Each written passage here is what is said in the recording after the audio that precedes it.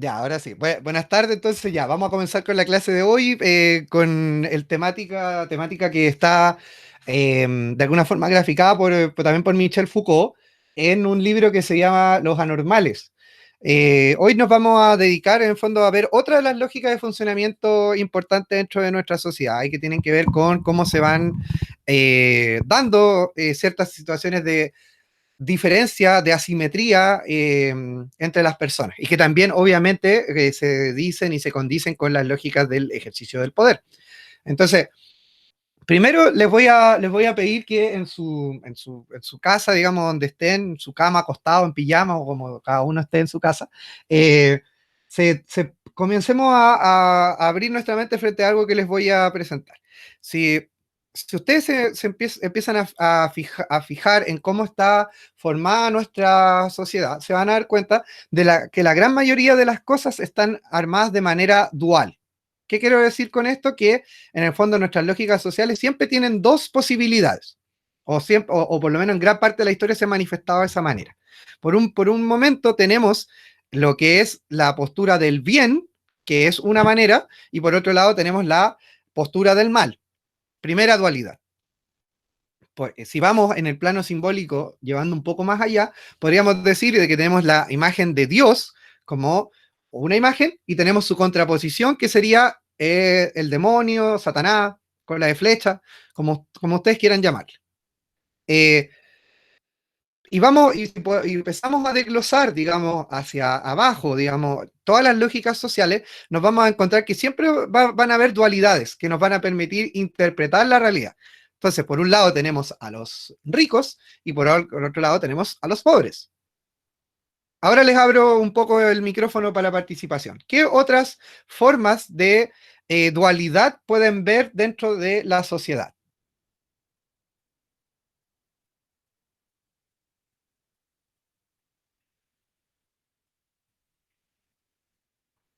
Pues, ¿logramos visualizar alguna por ahí? Profe, no sé si estaré en lo correcto en realidad. No sé si se escucha ¿Se escucha bien? secador, tengo un secador cerca, no sé si se escucha, no se escucha, ¿cierto? Se escucha pero poquitito, en verdad. Ah, ya. No sé si estará correcta al menos como mi ejemplo, pero en la política, más que nada como con los partidos políticos, Ajá. no se verá reflejado un poco eso, la Sí. dualidad. Por ejemplo, en ese sentido, la izquierda y la derecha. ¿Ya? Claro, en Ahí, efecto. ahí tenemos otra dualidad. ¿Sí? Muy bien. ¿Algún otro que se le ocurra otra visión, digamos, donde esté dividido la sociedad en dos partes? No sé si la nombró, profe, pero yo creo que la raza, así como que siempre está el blanco y negro. Por ejemplo, blanco y negro. De hecho, lo blanco en general, no solo en raza, sino siempre lo que es blanco, el chiste blanco está bien y el chiste negro es malo. O es cruel. Ya la raza negra discriminada, la raza blanca bien. Bien, otro ejemplo bueno. Dale, otro más. Dele. Hay muchos. Podría ser los que aprueban para para una nueva constitución y los que desaprueban. Ya, apruebo y rechazo. Sí, ahí tenemos otra postura también dual. Sí, muy bien, Sofía. ¿Qué más? Profe, ¿podría ser, por ejemplo, la gente que es religiosa y los que no son religiosos? Claro, ¿Los ateos? claro, ateos y creyentes. Ahí tenemos otra también que nos dice ahí Zoila.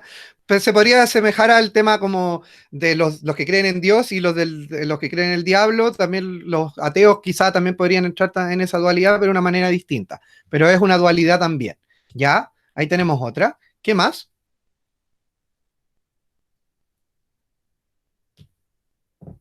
Para que nos vayamos adentrando también y entendiendo cuál es el nivel, digamos, de influencia que tienen estas divisiones duales en nuestras vidas cotidianas. La interpretación que se da del mundo desde esa dualidad. Ya, les voy a plantear una y para que ustedes ahí comenten. Hombre, mujer. Pensando en lo que llevamos de materia hasta este momento, solo sobre el tema del poder. Cuando yo digo hombre-mujer en una dualidad, digamos, de funcionamiento social, ¿qué es lo que estoy diciendo? ¿Qué puedo atribuir a esa división?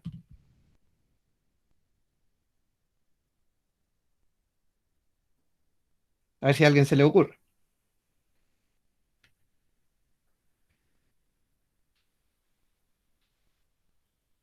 Otra, dale. Podría ser ¿Mm? que de repente, o sea, dicen que los hombres suelen tener más poder que la mujer. Claro, por ejemplo, podríamos entender de que hay una lógica donde hay uno que tiene una posición asegurada de mejor, como una mejor posición socialmente, ¿ya? Si lo llevamos un poco más allá, Ivonne o alguien más que lo quiera comentar, ¿dónde se sustentaría en el fondo esta dualidad en cómo se ejerce el poder socialmente en esta división? Si se le ocurre un ejemplo práctico, porque quiero que desde lo práctico vayamos a lo más técnico, porque si no es probable que se vayan perdiendo. Ahí dice, la Ivonne dijo un poco el ejercicio. Dale, alguien quería hablar. Profe, ¿no será ligado al machismo y feminismo? Ya, va por ahí, pero no tan así, ¿ya? Pero va ahí cerca. ¿Alguien más que se le ocurra? Que, por ejemplo, acá en la universidad se dicen que hay carreras más para hombres y carreras para más mujeres. Ya, mira, ahí tenemos un buen ejemplo que dice la Ivonne, porque en el fondo, si hay carreras que son pensadas para hombres o mujeres, estamos posibilitando el espacio de ejercicio de poder de las personas. ¿Se recuerda cuando hablábamos del espacio de ejercicio? En el fondo, yo limito, por ejemplo, de que, como era antiguamente, las ingenierías eran para hombres y las carreras como más sociales, o de trato con personas, eran más para las mujeres, pues como psicología, enfermería, etcétera, y para los hombres en general estaban las ingenierías. Entonces, cierro el campo de acción de los sujetos. Ahí hay un ejercicio de poder gráfico en el campo de acción de las personas. No se pueden mover en libertad porque hay una sujeción a una lógica dual que muestra como que ciertas cosas son buenas para uno y malas para el otro. Entonces, en el fondo, todas las compañeras que hoy están presentes, es gracias también a que se ha ido rompiendo ciertas lógicas de sujeción social. Y cuando yo les planteaba la lógica en el fondo de la separación hombre-mujer, que Gonzalo decía como entre machismo y feminismo, en el fondo, a dónde tenemos que llegar es el establecimiento de una sociedad patriarcal. Y una sociedad patriarcal genera, en el fondo, de que hombres tienen una posibilidad y un campo de acción de ejercicio del poder mucho más amplio que las mujeres en casi todos los aspectos. No en todos, pero en casi todos. Entonces, van a tener mayores oportunidades laborales, como ser jefatura, van a tener mejor sueldo, van a tener una serie de lógicas que en el fondo le van a permitir desenvolverse de mayor o de mejor manera. Entonces, obviamente, en la actualidad uno podría decir eso se está discutiendo y no es tan así. Y sí, es verdad. Pero si lo vemos 100 años atrás o 150 años atrás, ninguna de ustedes, compañeras, estarían en la universidad. Y no es de otra manera. O sea, probablemente a su edad 18, 19 años, ya tendrían verían con el primero o segundo hijo, estarían en la casa criando hijos mientras el hombre estaría trabajando, ¿ya? ¿Pero por qué? Porque eso se ha generado una discusión frente a romper, digamos, con estas lógicas sociales de ejercicio del poder. Entonces, una de esas es principalmente esta lógica donde de ser hombre o lo masculino es superior hacia lo femenino en esta dualidad. Otra que tenemos interesante analizar es la heterosexualidad versus la homosexualidad o la diversidad sexual. Siempre lo hetero, dentro de una lógica patriarcal también, heteronormativa, va a ser mejor visto que algo que es diverso. Por lo menos en la actualidad también es algo que está en discusión. Pero si nos vamos 30, 40 años atrás, probablemente si tú eras gay, se iba a asumir que tú tenías SIDA, que tú eras una persona pedófila, peligrosa para la sociedad, y por lo cual si se lograba saber tu orientación sexual, probablemente no ibas a poder trabajar o te iban a molestar, te iban a discriminar en el colegio o en la universidad o donde fuera. No digo que ahora no pase, pero en el fondo esa lógica dual permite ver que lo hetero es bueno y lo homo es malo. Lo negro es malo, lo blanco es bueno. ¿Ya? Entonces, para que vayamos entendiendo que en el fondo esa clasificación va permeando las lógicas de funcionamiento y de comunicación entre las personas. Entonces, la gran mayoría de las personas no quiere ser pobre, porque la aspiración social es tener recursos. Entonces, siempre va a ser visto de alguna mejor manera, y los medios de comunicación ayudan bastante, en que el tener recursos es mucho mejor que no tenerlos. Y lo más penca de la sociedad es ser pobre, eventualmente. O sea, para que lo vayan entendiendo cómo es la permeabilidad de lo bueno y lo malo. Vámonos a los medios de comunicación. ¿Qué pasó con el tratamiento del COVID? En razón, cómo entregaba la información la prensa, como los canales de televisión o los diarios en relación a cuando las personas del barrio alto de Santiago fueron los primeros contagiados. ¿Ustedes vieron en algún momento que a las personas, por ejemplo, esta persona que en un momento fue a un supermercado Jumbo, se le identificó cómo se llamaba, se le persiguió, se le mostró en cámara por estar rompiendo la cuarentena y poner en riesgo a otras personas?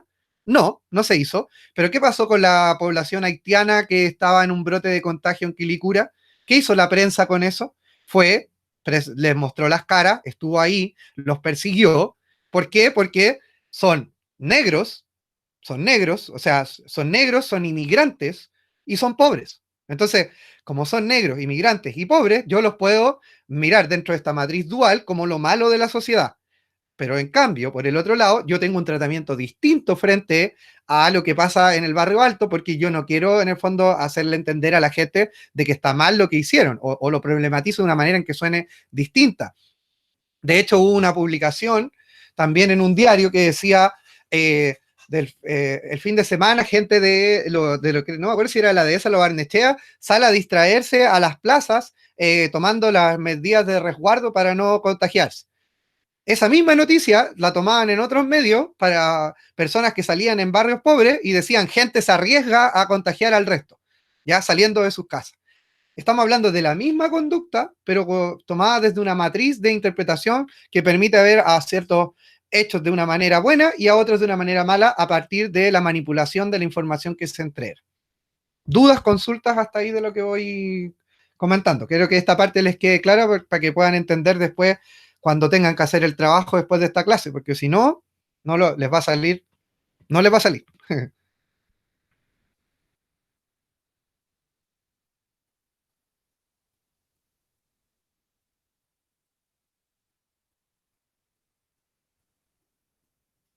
Ya, si no hay preguntas, continúo entonces. Ya, para Foucault entonces, que tenemos acá en la diapo para los que no tengan buen audio, también voy a tratar de leerlo completamente, pero no todo. Devela que hay una estrecha relación entonces entre la inclusión y la exclusión. Y ahí tenemos otra lógica dual, inclusión-exclusión. Es decir, muestra a través de su teoría cómo la razón ha sometido a la sin razón bajo la férula de su lenguaje. Le ha integrado con sus conceptualizaciones, lo ha hecho pensable y enunciable solo por las vías en que ha elegido que ésta se exprese. Todo para que en el mismo gesto pueda quedar objetivada para marcar las distancias respecto a ella y en definitiva excluirla. Ya, volviendo a los ejemplos, el otro día hablando con mi mamá, ya, yo agarro a todos mis familiares, mis amigos acá y menos mal que no ven las clases, pero mi mamá va y me dice en una conversación por teléfono, a mí me carga hablar por teléfono, entonces siempre tengo una actitud de mierda en todo caso. Ahora me acostumbrado a todas las clases virtuales, pero en realidad en un principio lo odiaba. Me dice, no, es que lo que pasa es que en verdad la gente no está respetando las medidas de cuarentena y sobre todo los extranjeros. Y yo así como, mamá, ¿de dónde mierda, de dónde chucha sacaste que en el fondo que son los extranjeros los que están violando la cuarentena? Si sabemos que en el fondo el virus fue traído desde afuera por gente de clase social alta y que fueron ellos los que empezaron a irse a la playa, en helicóptero, en la hueá que fuera. ¿De a dónde sacáis que en el fondo son la población migrante la que está rompiendo la cuarentena? Si es obvio que en un principio lo que se nos mostró era todo lo contrario. Pero claro, y ahí entramos en cómo se da la utilización del lenguaje y cómo manipula el pensamiento de las personas, porque te mostraron eso, pero no lo satanizaron de una manera en la cual generara un discurso crítico en las personas, lo mostraron de una manera light. Entonces, cuando te muestran al inmigrante, te lo muestran como el hueón cochino, como el que no tiene trabajo, el delincuente, y va adhiriendo, el pobre, que va adhiriendo una serie de características que permiten en el fondo que la manipulación de las mentes de las personas connote en el fondo de esta normalidad o una normalidad que es lo que vamos a llegar. Entonces, el migrante, el negro, el pobre es anormal, porque en el fondo está fuera de su país, es pobre, porque ser pobre es anormal, pese a que sea lo más normal del mundo, porque está mal visto, porque el concepto de normalidad no tiene que ver con lo más presente en la sociedad, sino con a lo que se aspira. ¿ya? Bueno, lo anterior además remite a las relaciones entre saber y poder, que según Foucault es una determinación mutua, de cómo el saber genera poder y de cómo todo saber viene precedido de un poder. Entonces, cuando nosotros vemos los medios de comunicación, tenemos que entender que todo el discurso que viene ahí, viene armado de una forma que genera un mensaje y que está de alguna manera armado para generar una respuesta en las personas. No es como que, por ejemplo, cuando ustedes vean los discursos de Piñera, ustedes se van a dar cuenta que Piñera suele repetir ciertos conceptos. Y uno como que de repente dice así como, por qué está nuevamente repitiendo este mismo concepto? A ver, déjenme ver si lo encuentro porque esto nos va a permitir ver esto de manera gráfica. Dame un segundo.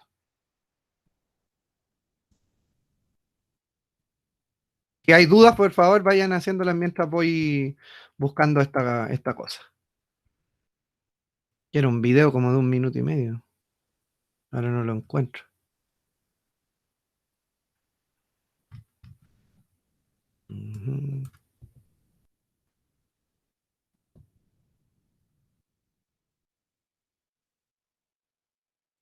No encuentro si alguien me puede encontrar, había un video donde mostraban como los comparativos de los discursos.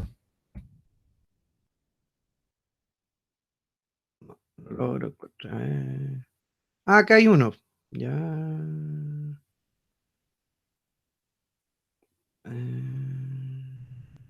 Hay uno más corto. Pero bueno, ya, vamos a ver un pedacito de uno que encontré acá.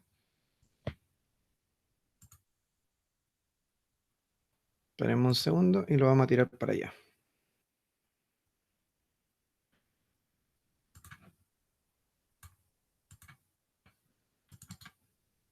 A ver, Google Meets y vamos a compartir pantalla. Vamos a sacar las diapos un poquitito, ¿ya? Para presentar ahora, ventana o pestaña de Chrome. Ya, pestaña de Chrome. Les voy a dejar el link en el chat también para si a alguien no se le ve bien, lo pueda ver por allá un ratito para que entienda la idea. ¿Se está viendo el video, no? ¿En pantalla? No, todavía no le doy play, pero debería estar en pantalla. Sí, se ve, profe. Ya, vamos a ver un poco de este videito entonces.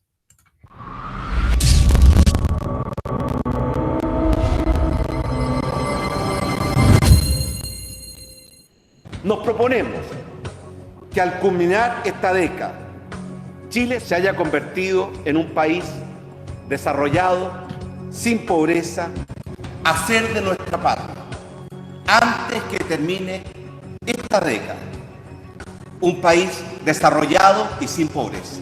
La misión de nuestra generación, hacer de Chile un país desarrollado y sin pobreza. Los invité a hacer de Chile, antes que termine esta década, un país desarrollado y sin pobreza.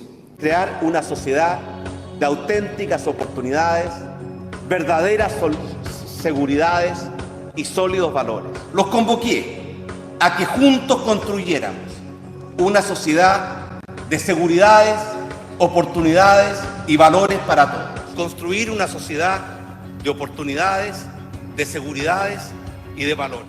Por eso, para avanzar hacia esta sociedad de oportunidades, seguridades y valores, todavía nos queda un largo camino por recorrer. Nos queda un largo camino por recorrer, pero sin duda nos queda mucho por hacer y mucho camino por recorrer. Falta mucho trabajo y camino por recorrer. Ya, vamos a volver. Ya, me gustaría a ver que alguien me presentara su opinión y por qué cree que se dan estas ideas de manera repetida, porque ahora yo estoy presentando ideas de discurso, pero si ustedes escuchan el discurso del 18 de octubre de Piñera sobre la amenaza externa y lo compara con el del COVID, van a dar cuenta que eso es la misma cuestión, un enemigo invisible que va a destruir todo, se repite la misma idea. ¿Por qué creen que se da esta lógica comunicativa de parte de Piñera, por dar un ejemplo, porque no es el único, obviamente. Profe, Dígame. hace tiempo lo que vi un video que pasaba lo mismo con los, no sé si será lo mismo, que los noticieros de Estados Unidos hacían como lo mismo, que todos dicen siempre lo mismo, repetían los mismos discursos. Sí, de hecho también lo vi, ¿ya? ¿Y qué idea te da a ti de por qué hacían eso? No sé, que puede ser como para controlar lo que piensa la gente. Ya, eso es una forma. Y lo que pueden hacer, o lo que harán más bien. Ya, muy bien, o sea, pero ¿de qué, por ejemplo, cómo lo podríais ver en el caso de los noticieros de Piñera? ¿Cómo crees que podría darse estas palabras o estos mensajes que se dan? ¿Cómo influirían? ¿De qué manera concretas, por decirlo así de esa manera? ¿En qué manera concreta?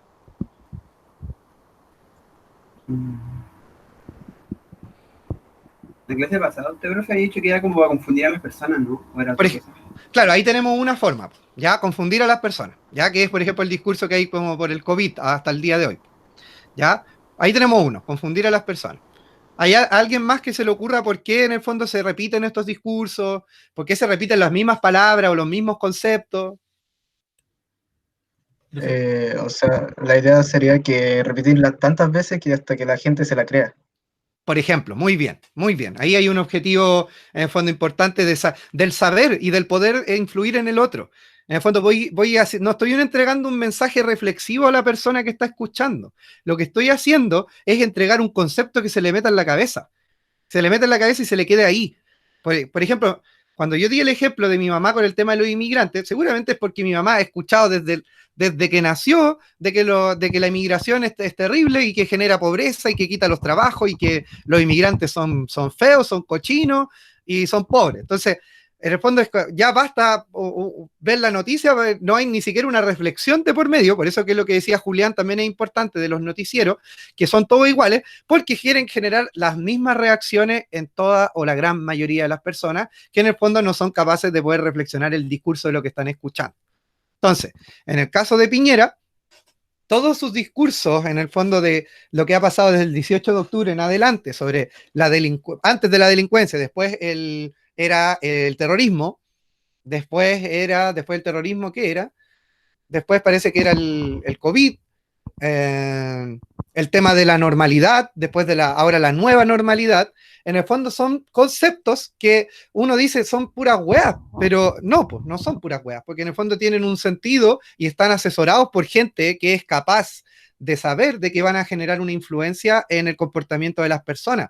Como yo decía, el confundirlas, el volverlas erráticas, el generar miedo. Pues. Cuando yo hablo de una amenaza invisible, peligrosa, incontrolable más o menos, ¿qué genero en la gente? Miedo, po. O sea, si es una cuestión que no estáis viendo, que es peligrosa, que no, ni siquiera la entendí, porque claramente yo creo que ninguno y ninguna de nosotros es capaz de entender hasta el día de hoy como la influencia que puede tener una pandemia o el COVID, pero te genera miedo porque te está diciendo que en un momento para el 18, ¿qué dijo? Estamos en guerra, po.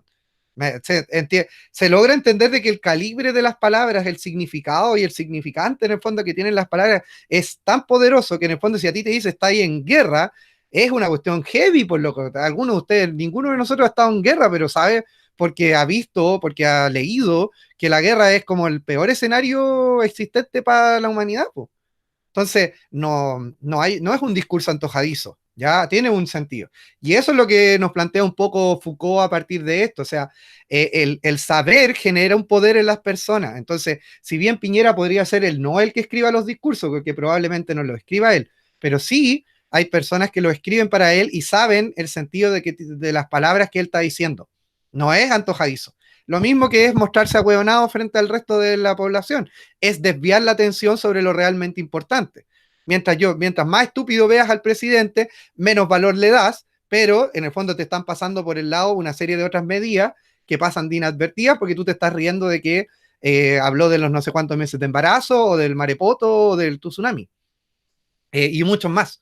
Es una estrategia que se tomó desde por lo menos de los años 2000 con Bush en Estados Unidos, previo a las Torres Gemelas, después de las Torres Gemelas, se ha tomado con Trump también, se ha tomado con Bolsonaro, se ha tomado con una serie con Bachelet también, se tomó con distintos, que es que se vean como hueones, En el fondo, porque como se ven como hueones, en el fondo es como que son personas indefensas en razón de lo que pueden hacer sobre la población. Y es todo lo contrario, porque ellos son el rostro solamente.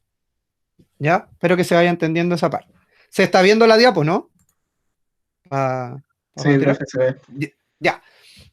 Ya, Foucault entonces devela la estrecha relación entre inclusión y exclusión, la genealogía de los anormales, el desarrollo histórico de estas figuras nacidas a partir del siglo XVII, siglo XVIII, que fundamentarán la intervención de un poder de normalización sobre la sociedad y plasmará una nueva forma de control social más positiva. Recuerden que eso lo vimos un poco en las clases anteriores, que en el fondo la normalización se da a partir del establecimiento de las normas, de las leyes, de las instituciones, y de ahí llegamos al panóptico, que en el fondo cada uno y cada una de nosotros normalizamos una serie de conductas en el cotidiano. La propuesta de Foucault nos servirá como marco de referencia a partir de cuál repensar la constitución de nuestras ideas sobre la normalidad y la normalidad, vocablos tan comunes del habla cotidiana y tomada peyorativamente, no solo en el público general, sino en los profesionales de las distintas disciplinas en particular. Miren, pregunta que podía ser de trabajo, para que lo analicen. Y quiero que alguno me lo conteste ahora, si lo logra problematizar dentro de lo que estamos viendo de normalidad y del poder. ¿Es lo mismo actualmente ser una persona diagnosticada con COVID a no ser una persona diagnosticada con COVID socialmente? Profe, Vicente. yo, o sea, claramente no, pues ya eso te da como una imagen que mostrar al mundo que uno quiere esconder como tal, porque como se han visto las problemáticas sociales, la gente que tiene COVID es una persona peligrosa,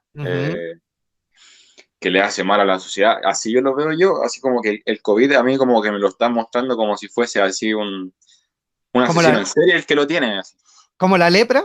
¿Como el SIDA en algún momento?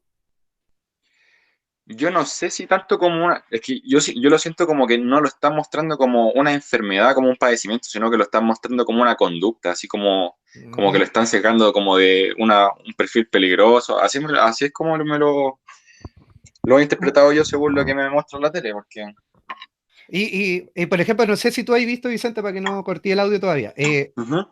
¿Cuál es la reacción que tú has visto que tienen las personas cuando se enteran de que hay un familiar o alguna gente que vive en el barrio que tiene COVID?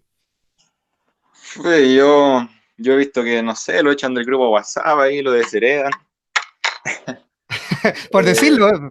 Sí, pero la realidad es mucho más seria, como que yo como que tuve una experiencia similar y gran parte de la familia como que se alejó porque pensaron que una prima mía tenía esa cuestión, pero en realidad era una gripe nomás.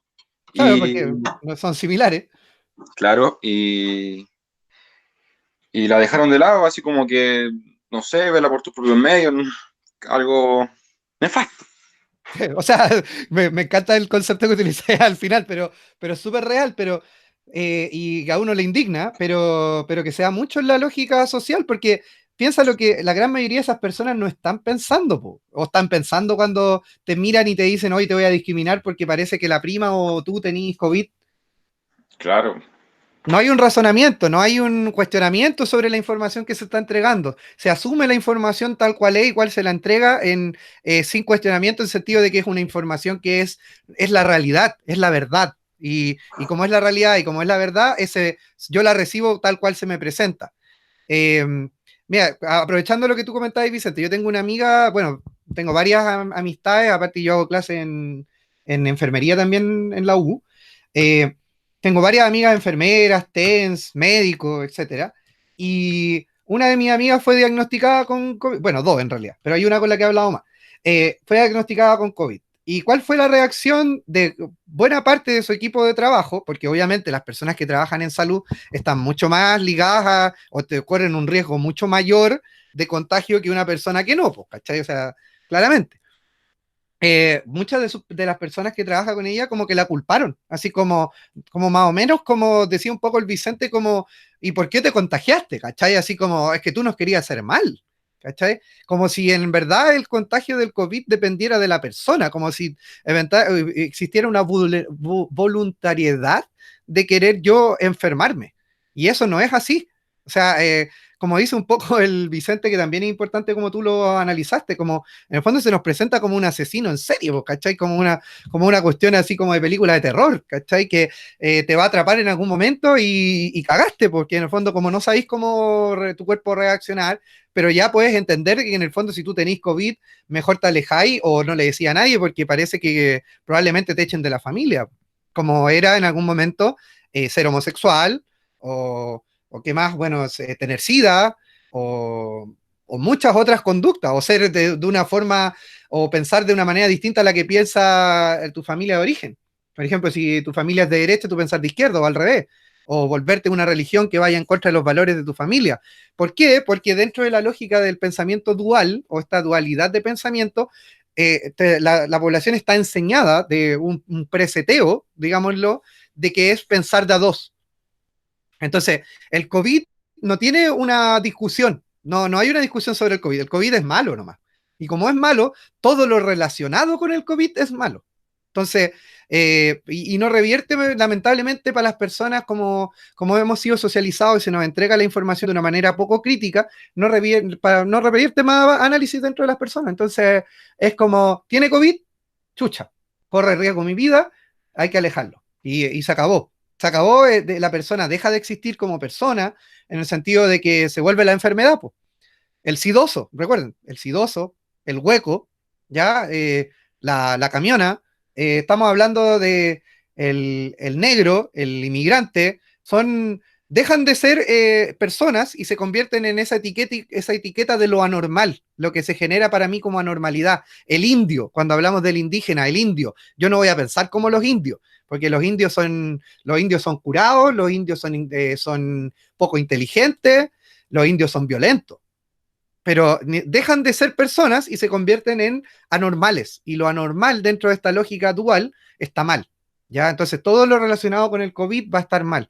Entonces, la idea de lo que plantea Foucault es, en el fondo, y para lo que vamos a ir llegando, es ir rompiendo esta lógica de que la vida no es blanco y negro, no es dos colores, no es dos alternativas. Porque no podemos concebir de que en el fondo, como en las discusiones familiares, cuando tú tenías una opinión distinta al otro, te transformáis así, pero al tiro, de inmediatamente, o en comunista o en facho. ¿Ya? O sea, no hay un término medio en la discusión.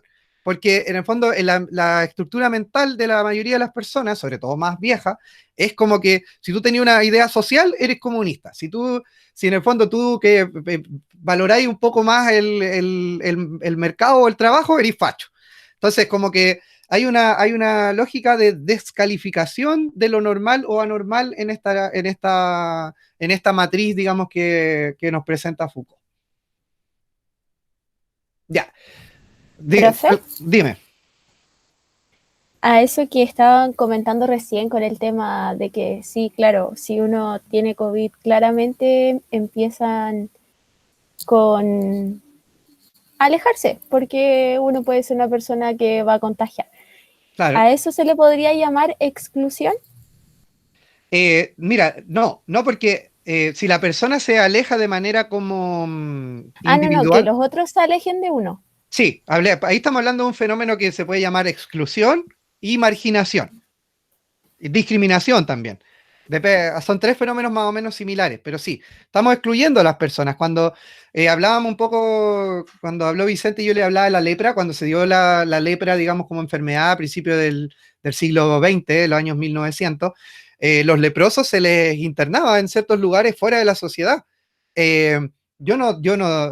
Ahora en la actualidad, probablemente de alguna manera muy distinta, quizá lleguemos a eso, porque mientras la gente ojalá, por favor, que lo que estoy diciendo no suceda, pero en el fondo que en algún momento si la pandemia no se resuelve de una buena manera, no se toman buenas medidas como ha sido hasta este momento, las personas con COVID terminen en un lado del muro, por decirlo de alguna manera, y las otras terminen en el otro lado del muro, como el muro de Berlín.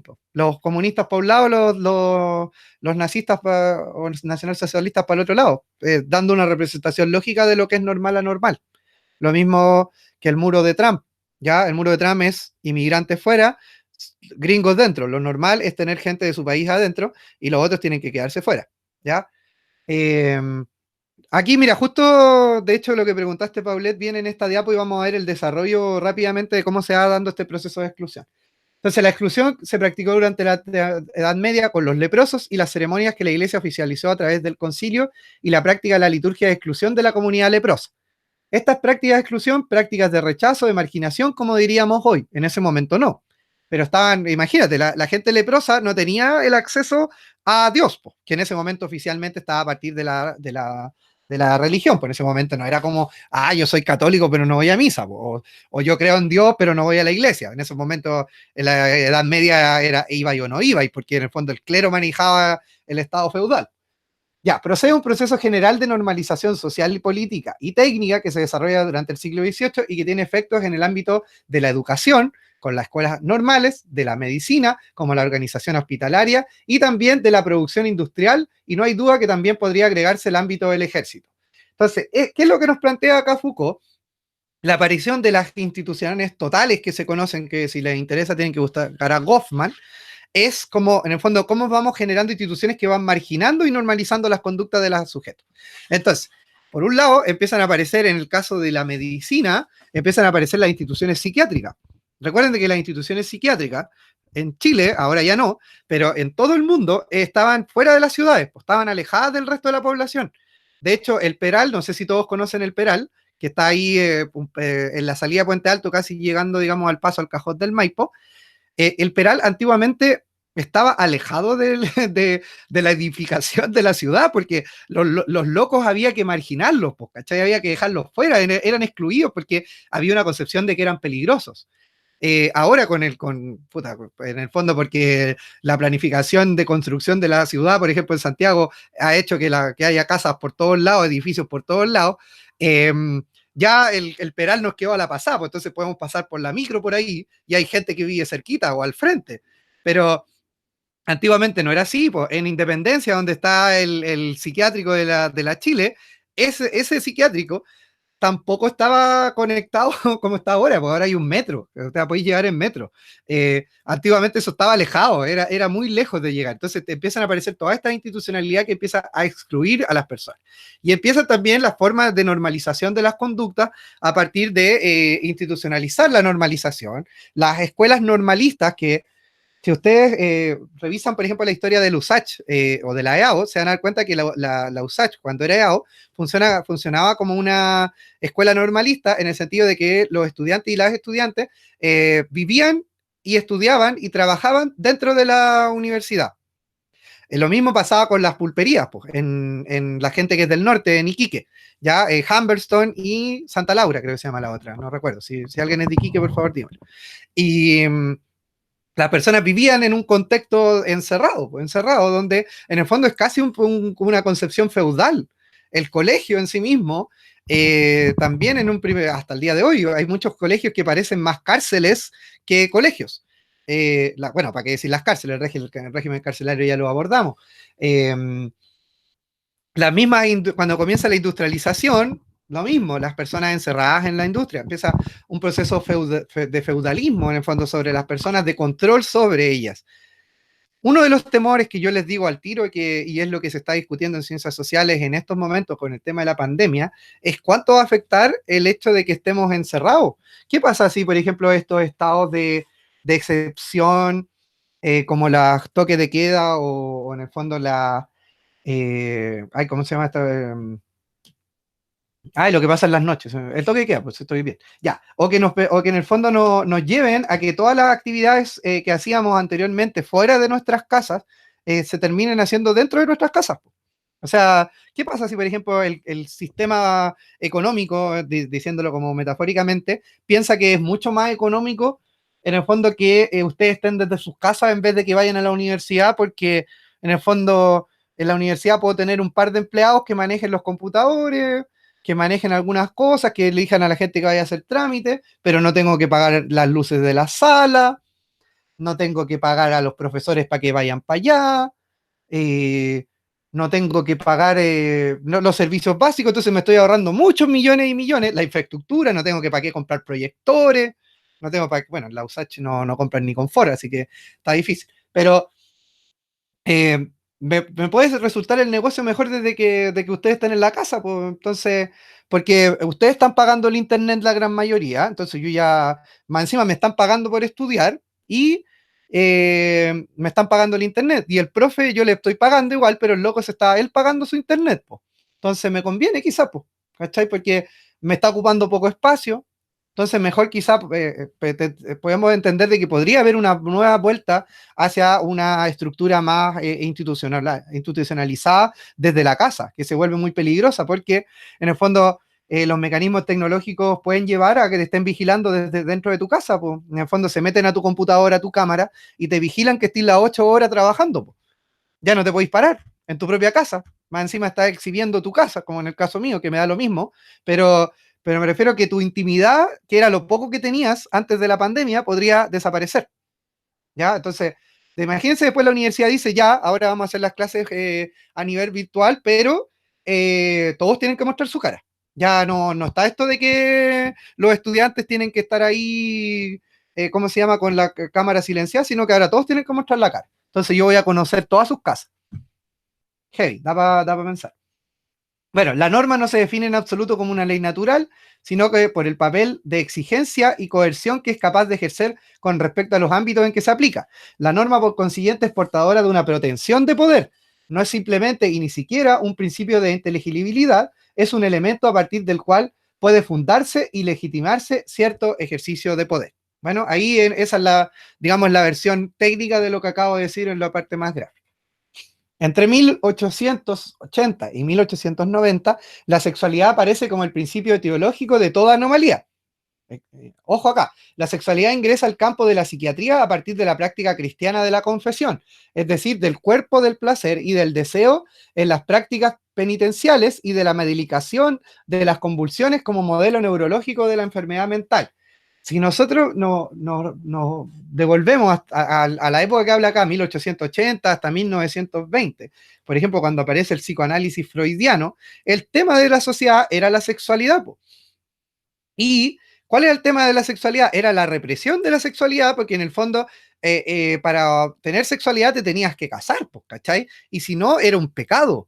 Y si era un pecado, tenías que ir al confesionario. Pero más allá del confesionario, el tema es que nadie lo tenía que saber y cuál es la culpa la cual yo manejo, porque en el fondo violé una de las dictaminaciones de Dios, entendiendo que era una sociedad obviamente muy, muy, muy influenciada por la creencia de las deidades.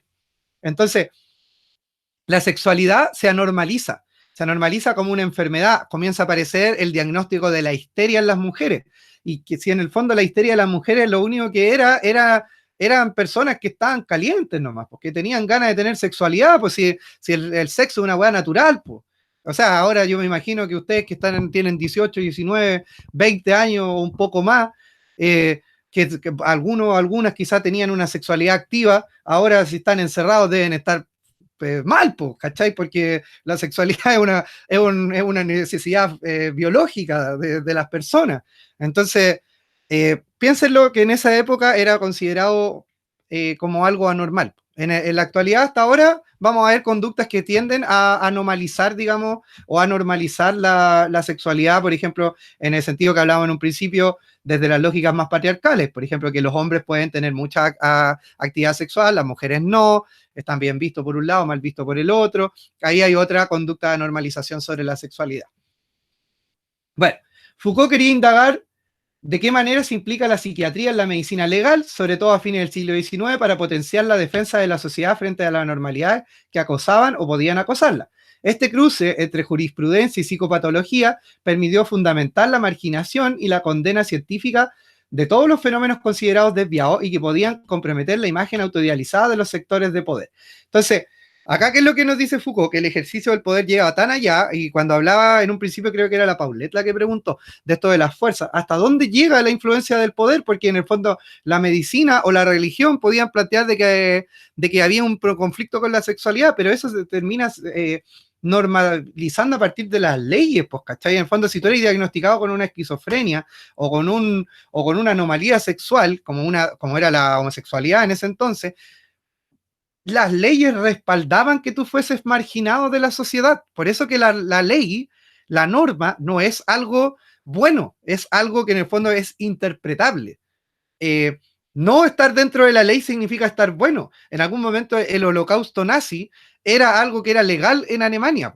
Entonces, no, en algún momento la esclavitud era legal en Estados Unidos. En algún momento en Chile, estar bajo estado de ebriedad y matar a alguien no era penalizado por la ley, porque la persona estaba fuera de su conciencia. No que esté legalizado implica que sea bueno. Y eso es una de las lógicas que hay que romper dentro de esta dualidad. No porque el gobierno dijo, no porque el profesor dijo algo, significa que está bien, o que es lo correcto, o que es la verdad. La lógica de la ruptura de esta dualidad es entender que la existencia humana no se resume a la verdad y la mentira, ni a lo bueno ni a lo malo. Se amplía hacia la interpretación que puedo hacer. Por eso es importante también que cuando terminemos esta parte y empecemos en las próximas clases, empiecen también, y si lo tienen ahora, empiecen a tirar también cosas que las cuales no pueden estar de acuerdo con lo que yo planteo, porque esa es la lógica del aprendizaje. Yo lo que digo es lo que plantea Foucault, que a mí me hace sentido, pero a cualquiera podría no hacerle sentido, y podría tener otras visiones. Después dice, y obviamente la normalización está pensada en quién genera la normalización, quién elige cuáles son los comportamientos, las conductas sociales que son normales y cuáles son anormales. ¿Quién decidió eso? ¿En qué momento de la historia se decidió eso? ¿Qué personas lo hicieron? Y ahí empezamos a darnos cuenta de que hay sectores que tienen mayor posibilidad de ejercicio de poder, que son las que manejan las lógicas que funcionan a nivel social. Entonces, ¿quién maneja los medios de comunicación? ¿Quién es dueño de Canal 13? ¿Quién es dueño de Mega? ¿Quién es dueño de La Tercera? ¿Quién es dueño del Mercurio, de La Segunda? Y nos vamos a dar cuenta que son personas que tienen influencia en distintos sectores sociales. Entonces, ¿por qué nos van a presentar una realidad imparcial? ¿Tienen una necesidad de informar de manera imparcial, en el fondo, los hechos? ¿O van a cumplir con los intereses que les convienen? Creo que la respuesta es un poco obvia.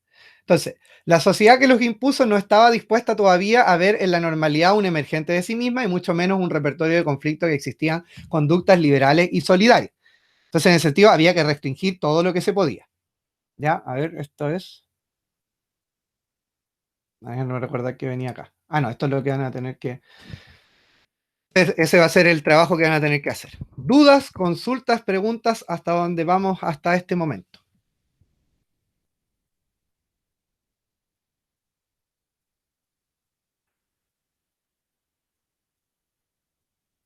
Profe, yo tenía una duda, pero se me había olvidado decírsela. Era con respecto justo al tema que usted estaba hablando sobre los comunistas y los fachos. ¿Ya? Dale. ¿Dentro de qué parámetro, o sea, sería anormal o normal? ¿Sería como dependiendo de la visión de cada persona, o sería más bien impuesto a partir de la visión que domine como en el gobierno, por decirlo así? Porque en el fondo a ti te van a criticar porque sois facho o comunista. Sí, pues, obvio. Dentro de esa lógica, sí. Entonces, ¿qué es lo que sería, entre comillas, normal y anormal? Ya, interesante pregunta. No, pero no te desconectes del audio todavía, ¿ya? Mira, cuando acá Foucault, espérate, voy a indicarlo con el puntero. Cuando acá Foucault nos habla de los sectores de poder, en el fondo, ¿quién va a primar primero? ¿Te acuerdas cuando en la primera clase hablamos de la comunicación humana, que había un... A ver, déjame ver si lo tengo por acá. ¿Te acuerdas que arriba de este círculo estaba como la cultura dominante? ¿Se recuerdan eso? Si no, les muestro la diapo.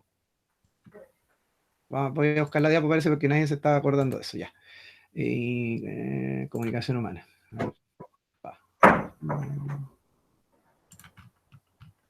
A ver, ya, ahora acá está. Es otra diapo, pero creo que va a servir. Ya, ahí presentar ahora. Ventana. Ya. Díganme si yo les digo cuándo. Si ahora se ve la diapo que dice comunicación humana. ¿Dónde está el secreto? Sí, Ya, sí se ve. ya. Acá estamos nosotros, ¿no es cierto? Y acá estás tú, Gonzalo. Entonces aquí tú tenés tu opinión. Da lo mismo cuál es. Puede ser de derecha o de izquierda. El tema es que acá la cultura dominante va a marcar lo que pase hacia acá, independiente de tu postura. Tu postura puede ser poderosa o puede tener mayor ejercicio de poder si condice con la dominante y si no, va a ser anormalizada si la cultura dominante dice lo contrario. Entonces, si la cultura dominante, por ejemplo, en Chile, es una lógica capitalista, probablemente mucho más de derecha que de izquierda, dentro de la lógica normal a normal, porque la idea es que rompamos un poco eso, probablemente si tú tienes un pensamiento de izquierda, vas a ser anormalizado en algunos contextos, no, en la gran mayoría de los contextos, y en unos pocos vas a ser normalizado y la otra conducta va a ser anormalizada. Por ejemplo, digamos que acá tenemos la USACH, ¿no es cierto? La escuela, el lugar de pertenencia. Y la USACH es un lugar que se ha caracterizado por ser con un pensamiento, digamos, de libertad, de justicia, ligado a la izquierda. Entonces, es probable que en este espacio, si tú tienes un pensamiento de izquierda, seas bien aceptado. Pero probablemente tú y el resto de los sujetos, a nivel social, como la cultura dominante dice lo contrario, sean sujetos de marginación. Entonces, si quiero responder a tu pregunta, ¿quién define qué es lo normal o lo anormal? Es la cultura dominante. En este plano, pese a que sea mayoría, por ejemplo, podríamos decir de que se fuera a manifestar a la Plaza de la Dignidad, no sé, 12 millones de personas, de 17, podríamos estar hablando de que hay una mayoría de personas con un pensamiento que podría estar cuestionando el establishment, ¿no es cierto? Pero aún así, eso no implica que no sea una conducta normalizada, porque las cuotas de los sectores que ejercen el poder en la sociedad todavía tienen el monopolio del ejercicio del poder a partir de otros mecanismos. ¿Se entiende? Sí, Sí, ¿estáis seguro que lo lograste Sí. captar, no? Sí, sí, sí, sí, es que igual era relacionado a lo que, como a las opciones que le había dicho, pues si era más que nada como con la cultura que dominaba, o sea, como el gobierno, y eso lleva a Estados Unidos, la visión Claro, en capitalista. el fondo, por ejemplo, en tu Entonces, familia podrían tener un pensamiento distinto al dominante y en tu familia tú vayas a estar bien, po, pero y vaya a ser normal dentro de tu familia y anormal para el sistema, pero si en tu familia tú te presentas de una manera con un pensamiento distinto, vas a ser anormalizado dentro de tu familia, pero te vas a volver normal en el sistema, porque la dualidad no tiene una pura faceta, pues, no tiene una pura cara, se va representando de distintas maneras dentro de las relaciones sociales, ¿ya? claro, No sé si... la preferencia. De nada. ¿Alguna otra pregunta, duda?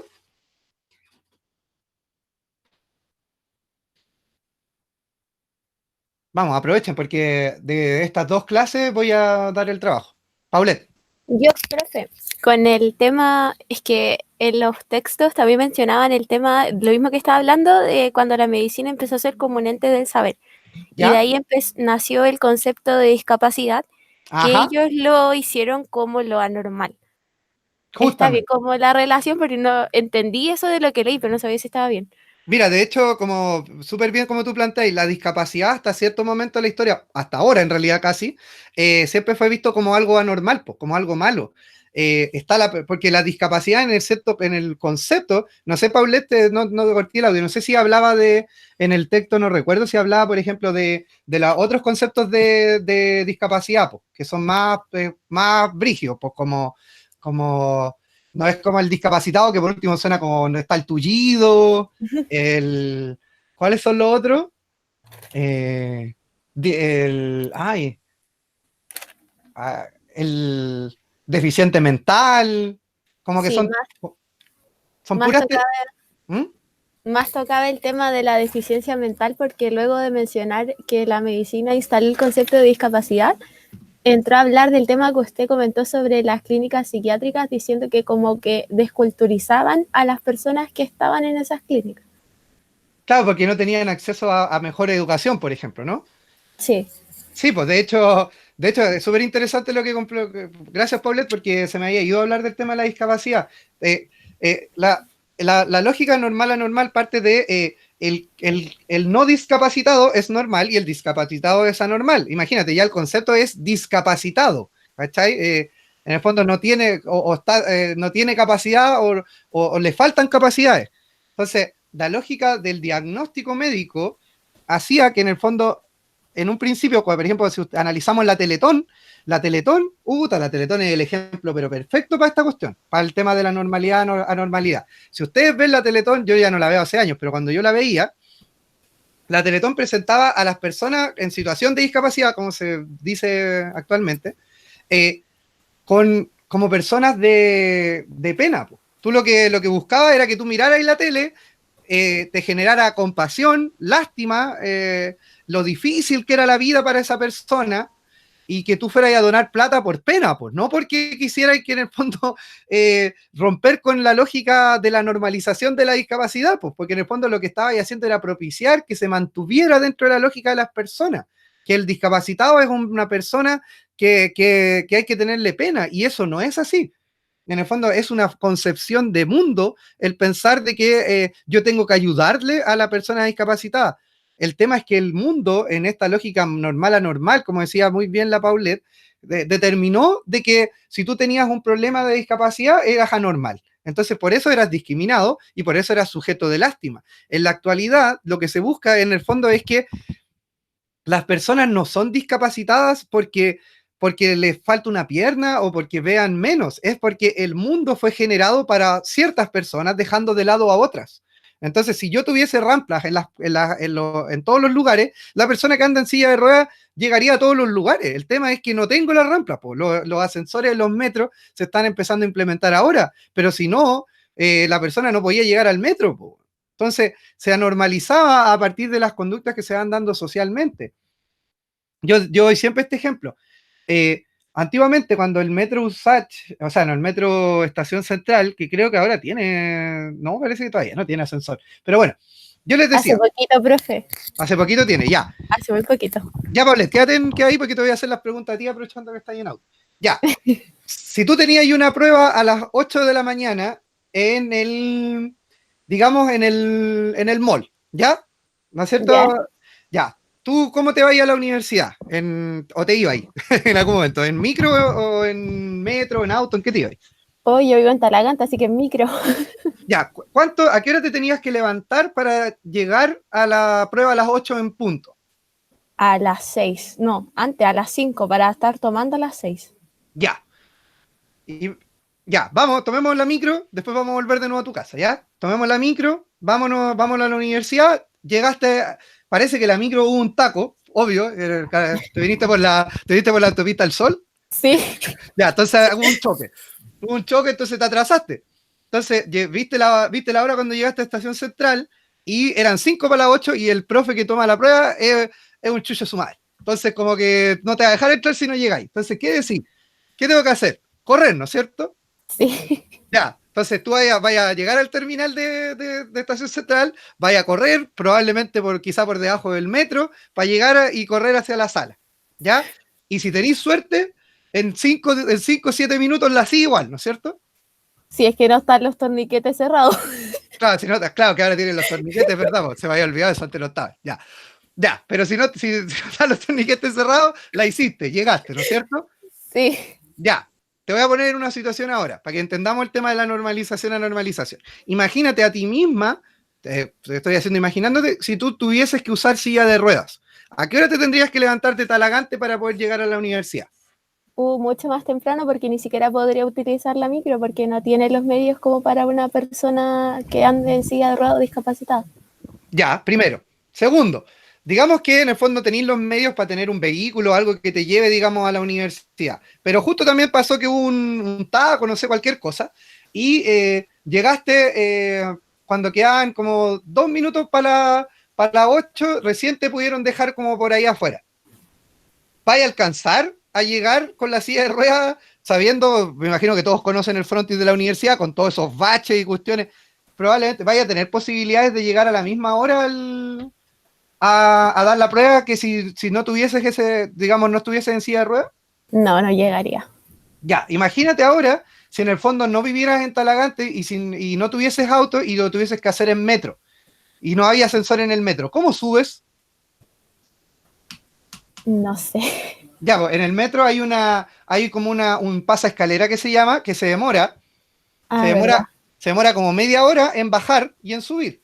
El tema es que tú tenés que avisarle a la persona encargada del metro en ese entonces para que fuera a pedir el pase escalera para activarlo para que bajara a buscarte. Entonces, si tú ibas atrasado 5 minutos, créeme que te iba a demorar entre el andén de la universidad hasta la sala 45 minutos.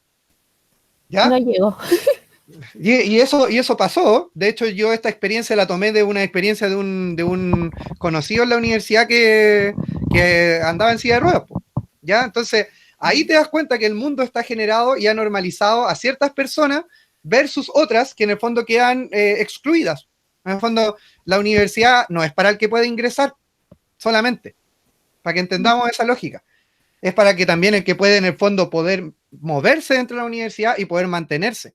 Imagínense el nivel de complejidad que debe ser vivir, en el fondo, si te ponen una clase en un segundo piso, en la EAO, y no tenéis cómo subir, pues. Una vez un compañero de ustedes para este mismo curso de comunicación efectiva tuvo un accidente y andaba con muleta y el cabro se demoraba 1 kilo en subir las escaleras, pues obvio. Y si yo no hago la gestión de cambiar la sala al primer piso, nadie la hace. Nadie la hace y el cabro tenía que vengarse todo el esfuerzo y llegaba todo transpirado. La primera clase llegó todo transpirado, pues obvio.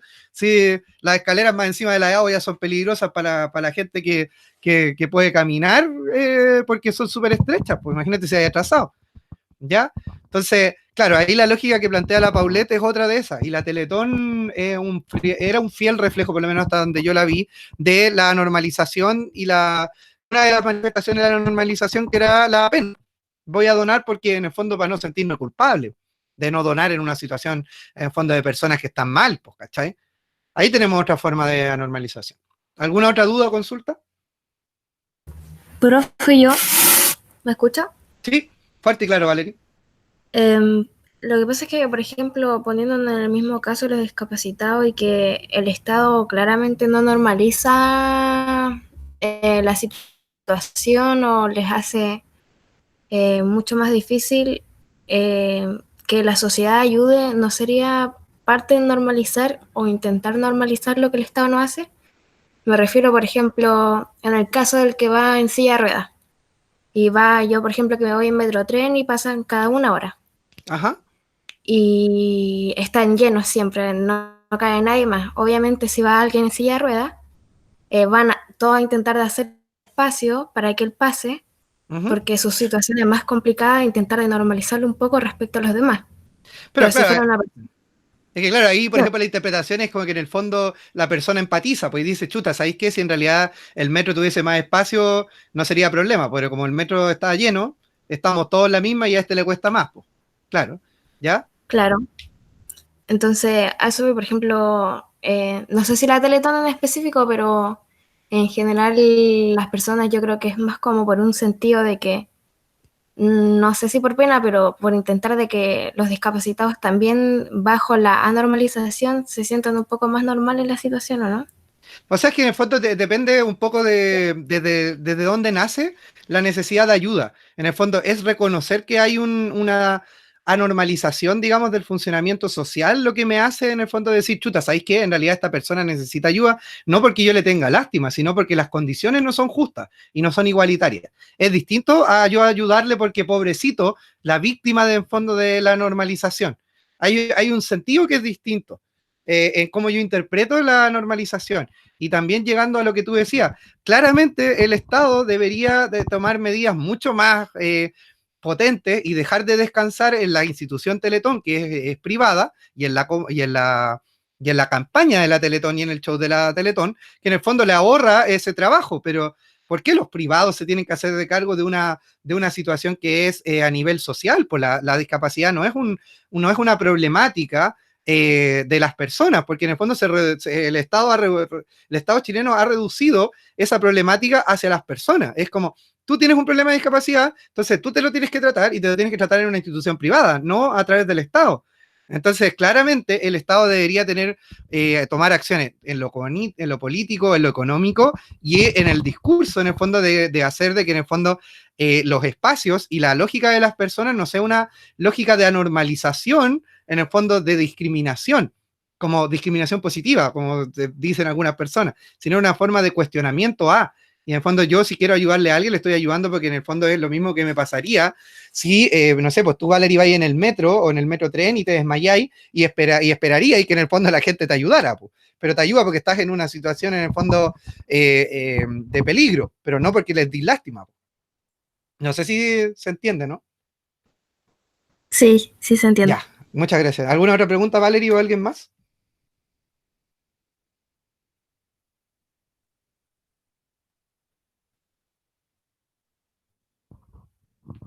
Ya, bueno, espero que les haya ido quedando claro las concepciones que hemos revisado durante estas clases de poder, básicamente, y de anormalidad.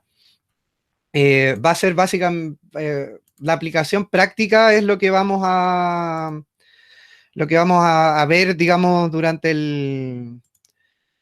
este trabajo que les voy a enviar. Esta aplicación práctica van a tener que ver un trozo solamente. Esta es la primera, como es la primera evaluación, es un poquitito más piolita, van a tener que dedicar menos tiempo por lo menos porque la segunda probablemente va a tener que ver una película, ahora van a tener que ver una historia dentro de una película. Ya, la película es la película argentina Relatos Salvajes, no sé si alguno la ha visto, ahí me puede decir en el chat si la ha visto. Van a ver una de esas historias y van a tener que analizar en el fondo cómo se dan los ejercicios de poder dentro de esa situación y también las concepciones de normalidad. Creo que dura entre 15 y 20 minutos la historia, no recuerdo muy bien. Se las voy a subir en el Moodle. Yo creo que a más tardar, ojalá voy a tratar de hacerlo hoy día. Y si no está hecho hoy día, a más tardar el viernes. Y desde el que yo la publique van a tener unos, no sé, 5 o 7 días, yo creo, para poder realizarlo. Ya, la idea, acá, miren, los trabajos que yo hago no van a encontrar la respuesta en internet, porque son de aplicación práctica, porque son cosas, porque estoy utilizando recursos que no son utilizados, me imagino, por muchas personas. Pero lo que les pido, se los dije al principio, no se copien, ¿ya? No se copien, esto es un ejercicio reflexivo, tómenselo con seriedad, acá lo que importa no es tanto la nota, y si no es ir integrando estos conceptos. Si ustedes copian, yo los voy a rajar, y no les voy a mentir, si yo veo copia, así que no se arriesguen. ¿Ya? Porque estas cuestiones son tan difíciles de interpretar, en el fondo, porque lo que yo entiendo sobre la normalidad o sobre el poder en una situación es casi imposible que otra persona tenga y escriba de la misma manera. Entonces, si eso yo lo detecto, es obvio que es un plagio y es obvio que es una copia. Entonces, yo creo en el fondo en las capacidades que ustedes tienen para poder analizar las situaciones que vamos a ir presentando. Así que eso, no sé si hay duda o consulta, probablemente vaya a constar de unas 3 o 4 preguntas de desarrollo, 2 van a ser de desarrollo breve y alguna un poco más extendido. Pueden utilizar todos los textos que les pasé, todos los videos que hemos visto, las clases, las diapos, buscar información por fuera, lo que ustedes quieran. Pueden disponer de lo que ustedes quieran para poder desarrollar el trabajo.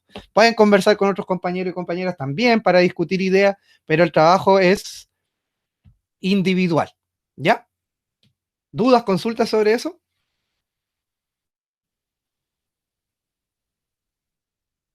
Profe, pero el hecho, por ejemplo, si yo llego a elegir un relato igual que el de mi compañero, pero son distintos, obviamente, no hay problema en ello, ¿cierto? ¿Cómo relato? O sea, a esto al trabajo, po, al relato salvaje, a los trozos de historia que usted no, yo les voy a dar uno. Si alguien quiere hacer otra... ¿usted lo va a dar? Sí, yo le voy a dar uno. Si alguien quiere usar otro, me contacta por mail y me dice cuál historia quiere hacer y adaptamos un poco las preguntas, ¿ya? Yo les voy a dar uno, pero ustedes pueden elegir si hacen otro, ¿ya? Porque igual la película tiene alta historia. Pero, por ejemplo, a lo que voy es que póngase que usted elige un dato, o sea, una historia, y otro compañero también la misma historia. Pero ellos discuten solamente sobre los datos de esa historia, pero obviamente el trabajo es distinto. Claro, No o sea, hay tú podís, por ejemplo, No, pues o sea, tú te podés juntar, no sé, voy a ver un nombre acá, con el Julián, ¿cachai? Y con el Julián discuten, oye, ¿viste el video? ¿Qué te pareció esta cuestión del poder? ¿Dónde lo viste tú? ¿Cachai? Y en el fondo pueden llegar a criterios similares, pero al momento en que escriban, tienen que escribirlos por separado, ¿ya? A eso voy yo.